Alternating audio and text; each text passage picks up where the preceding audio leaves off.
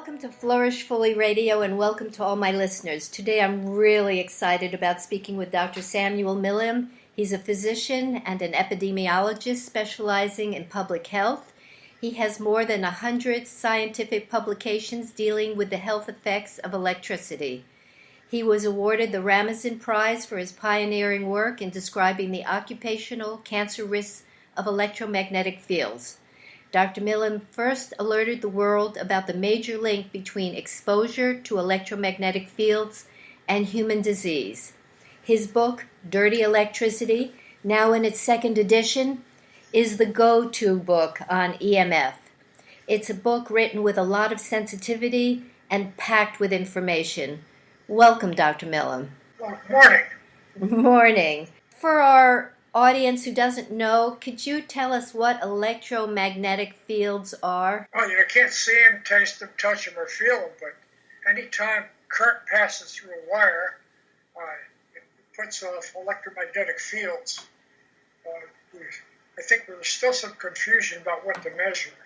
Well, let's face it, the Earth has a big metal core that puts out strong magnetic fields that makes a compass point north or south. That changes every 10,000 years, which is remarkable. The polarity of the planet changes. I wonder how the animals that migrate using the compass manage when it changes. But then there's frictional electricity. When you comb your hair, your comb picks up static charge. There's electricity, the magnetic fields and electric fields that are associated with the transmission, generation, and use of electricity. So basically, we measure magnetic fields and electric fields, and they're pretty well tied together. But there's other sorts of natural fields, as the Schumann resonances, which happen when lightning discharges and these bounce off the Van Allen belt. We evolved with those.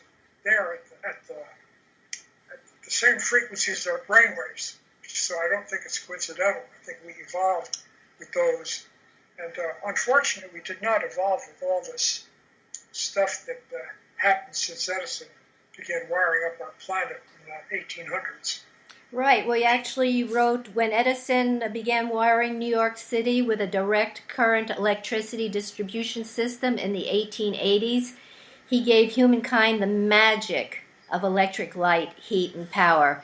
As well, he created a Pandora's box of unimaginable illness and death. So, what's the problem with electricity? Well, if you look at what I did is I started studying childhood leukemia. And after a while, it became obvious to me that it had something to do with electricity. But then, when I started digging into it, that's why I wrote the book. It's not just childhood leukemia, it's all the cancers, it's suicide, it's cardiovascular, it's all the diseases of civilization. And if you look at mortality and morbidity statistics, by the turn of the century, you could see big differences in places that had electricity versus places that didn't have it. Like New York City, by the turn of the century, the average life expectancy was down to say 44 years for men, and say 46 for women. People living in places without electricity were living into their 60s and 70s. And even today, the Amish, who don't use electricity, have much more favorable morbidity and mortality from all sorts of things than we do. They don't use electricity, they don't get exposed. But they are getting exposed now through the earth, because the utilities are dumping the return currents into the ground, and there's no place to hide anymore. How does that work? Well, the way it works is, you've heard of electric circuits. All the electricity that's delivered to your house to run your motors or to industry has to go back to where it came from. It does it at the speed of light. And if you look up on the power poles, you see those gray cans, those are transformers. They've got three connections on them. The outside two are the hots. They deliver the current and the electricity to your house. The center one is the neutral or the return tap. all the electricity that comes to your house runs back out. It gets up to that tap and it goes back to the utility on a neutral wire. Unfortunately, in the last, say, 30, 40 years, the utilities have been they've had downground between the transformer and the earth, which is for lightning protection, but now they're dumping about 80% of the delivered electricity back into the ground for substation return. The people who found out this early on with the dairy farmers, the cows stopped giving milk, started dying and getting sick 30, 40 years ago. And, my friend Dave Stetzer's really worked this up and showed that he knows what frequencies are causing the problem. Unfortunately, it's against public utility codes and all sorts of other regs, but the utilities, get away with it. Instead of putting new wires up to carry the power back to the substations, they dump it into the ground, and it does go back. It runs through the ground, but then it gets into houses through water pipes and through the slab. If houses don't have a foundation, it's a terrible, terrible thing. Are you saying that the power that's being dumped back into Mother Earth, does that have the possibility to change Mother Earth? Well, it probably changes all the animals in Mother Earth and all the animals standing on it, including us. A couple of months ago, I measured current in my body due to this phenomenon, and I wrote a paper on it. I showed that I was living in Southern California at the time, and the condo was built on a slab. And I showed that if I stood on the slab barefoot, I had a level of current. If I touched the metal conduit or a water pipe, I got a much higher level in my body. And if I took a shower, well, the way I got into this research, some woman called me and said that every time she got in the shower, she got sick. She was kind of electrosensitive. And then I looked up that literature and found out that people have implanted cardioverters. These are gizmos in their chest. When their heart doesn't work right, they automatically shock the heart back into normal rhythm and rate.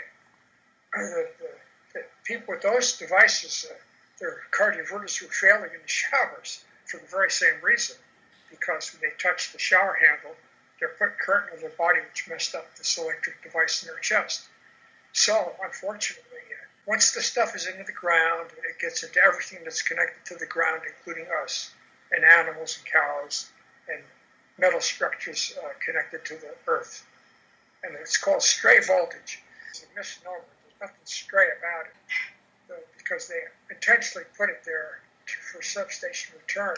The other problem it causes is people living near the substation that it's returning to, it's like a sewage treatment plant. All the stuff upstream, electricity upstream, runs down through the ground, and people who live near the substations are getting shocks and other kinds of problems because the currents are much higher there, because they're close to the place it's going to. Wow, that's fascinating.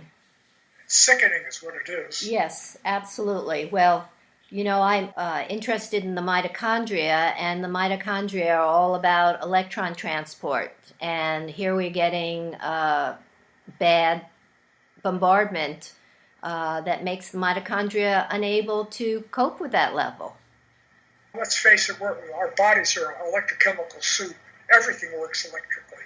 Your brain, your heart, your guts, your skin, your sensation, your nerve conduction. It's all electrical. So is it any wonder that dumping this stuff into our environment and into our bodies has effects on us? I mean, we know a lot of things it does. Some are beneficial. They use pulsed magnetic fields to accelerate bone healing. Fractures accelerate the osteum, the little cells that make bone, make more bone, make it faster when you treat them with certain fields. But unfortunately, I think the negative effects far outweigh anything that it does good for us. And like I say, it's just tied to all sorts of increased morbidity and mortality, and it can happen quickly. Like in my book, I read about a school where the whole classroom had ADHD, and by filtering out the nasty electricity, within an hour, and make them normal. And the teacher in that class was smarter than I was. She'd pull these filters that were doing the job. She'd pull them out, and she could make the kids sick again, like within 45 minutes. So it probably has to do with neurotransmitters and other things. But I think your body perceives EMF as a stressor. And we know stress is super bad at all levels. Yes, at all levels. Yeah. Do you feel there's a lot of information currently about Roundup and glyphosates and the chemical toxins? Do you think that this is a synergistic effect with those products or issues, or do you think it's two things acting to be bigger than the two?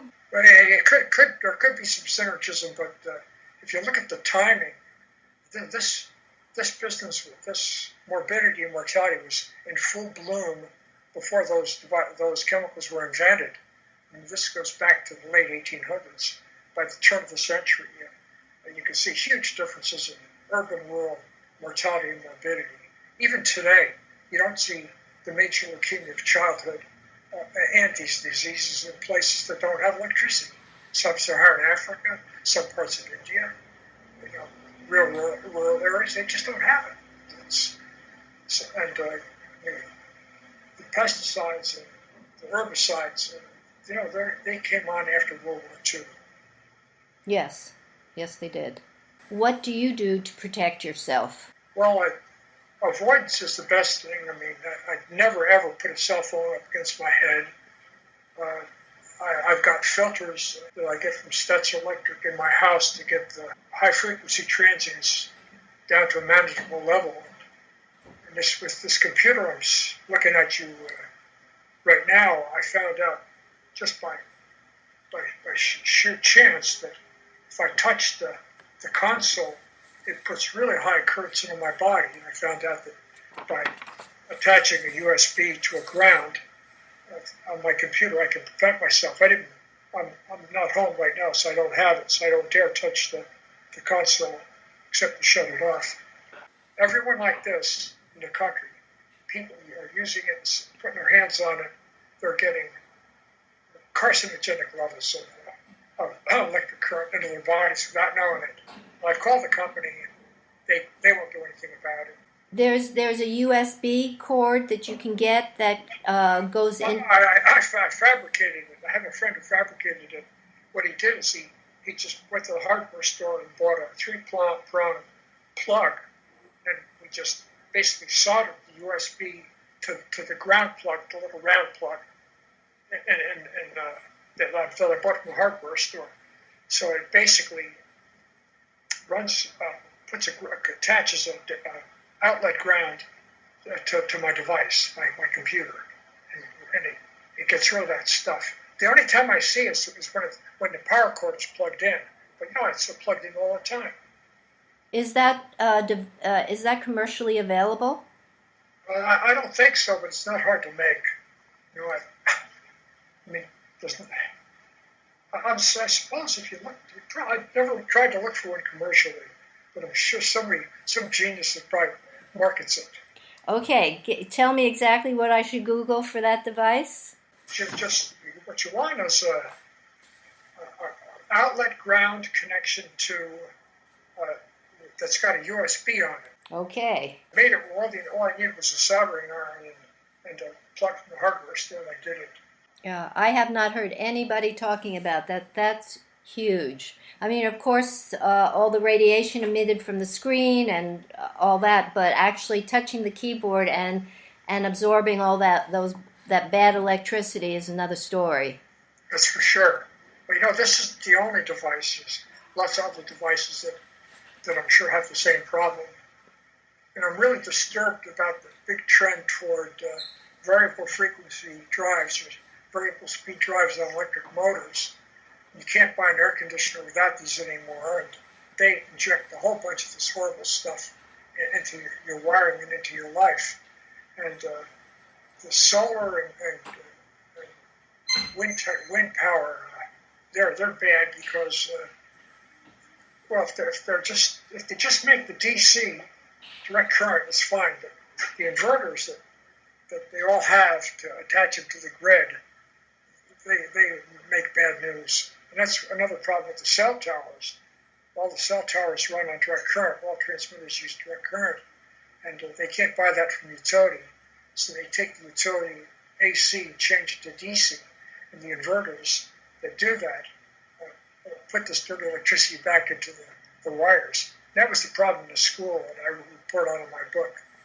They had a cell tower on campus that was really making terrible dirty electricity in the classrooms. What can be done?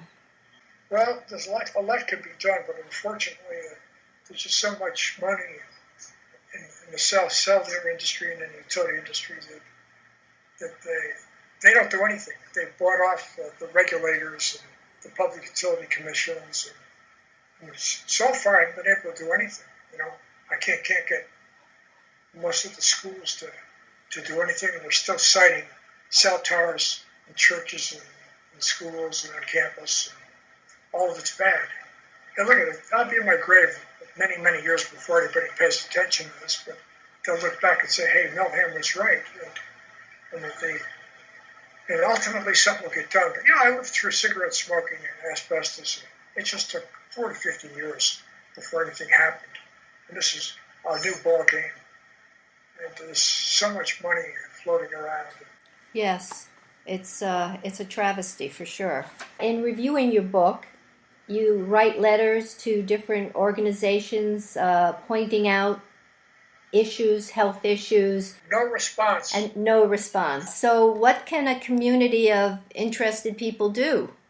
My tact, the only thing that turned asbestos and smoking around was some lawsuits. And I've been looking for years to find attorneys that would take the industry on. We've got tremendous cases. I mean, I got a school where the teachers are dropping like flies, and so are the kids. And we can prove that it's the electricity. And I've got individual cases where I know that this was the problem was caused by EMF. And it's perfect cases. I got publications on describing it. Luckily, we're starting to win some lawsuits for the dairy farmers, but it's not people. Unfortunately, they're going to have to sue the utilities and the PUC commissions and the people the solar people and the wind farm people. They're killing cows, they're killing people, and they're getting away with it. So I've been reading a lot of the work about earthing, going barefoot. Bad news. Oh, God, horrible. Oh, boy. I got a call from a woman a number of years ago. She said she bought one of these earthing blankets, and every time she used it, she felt sick. So I told her, well, actually, Dave Stetzer and I, we got one of these earthing blankets and hooked it up as recommended, both to the outlet ground in the house and to a natural ground in the earth that drove a stake into the ground. The trouble is, the earth is so contaminated with this stuff now that it runs back in and gets into people who are on an earthing blanket. So we showed, 5 volts of nasty stuff coming in, bad waveforms, and it's no wonder people get sick from them. So, unless you can find a clean place to do your earthing, don't do it. So what used to be a healthy process is been taken away from us. Yeah, well, it's this ground, the stray voltage in the ground again. That's the problem. I measured it on the Cascade Crest Trail. I take my equipment, I hike miles up into the mountains, and it's there. It's everywhere. It's everywhere in North America because we use a grounded Y system. Now, there are places, especially in Europe, where they don't do this, and therefore earthing would probably be a whole lot more benign there. But right in this country, it's bad news. But it doesn't stay localized to this country because the oceans, the salt water is a conductant, right? Yeah, but you know what? It doesn't work that way. It's basically, it traverses the ground. I've made measurements in islands out in Puget Sound, which have no electricity, and it's in the ground there. It's not coming through the salt water. It's traversing under the water in the earth. Wow, That's amazing. I've learned so much from you today, and I hope everybody else has. Do you have a parting message for our Yeah, listeners? well, not that I'm trying to push the book, but read the book and pay attention to it. And there are things you can do. Basically, if you can avoid smart meters and Wi-Fi in any form, wireless routers.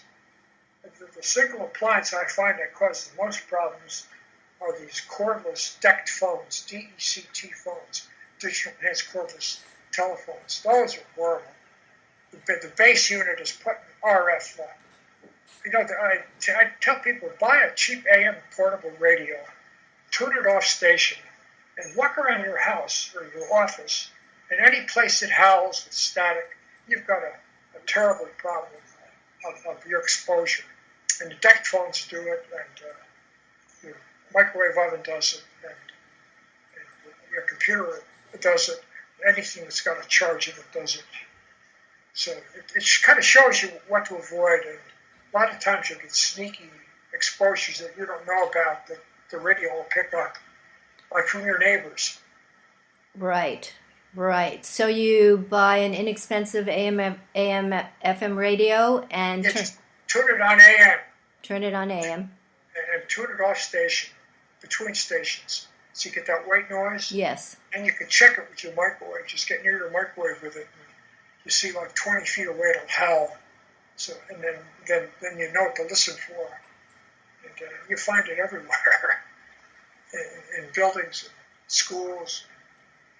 So those are two suggestions that are practical. I got them in my book. Yes, I want to tell everybody again the name of Samuel Milham's book is Dirty Electricity, Electrification and the Diseases of Civilization. It's on Amazon. It's an easy read. It's outstanding. It will raise your consciousness of what's going on in your own personal environment and, of course, the implications for our world as we know it. Yeah, well, it's been fun. Thank you very much.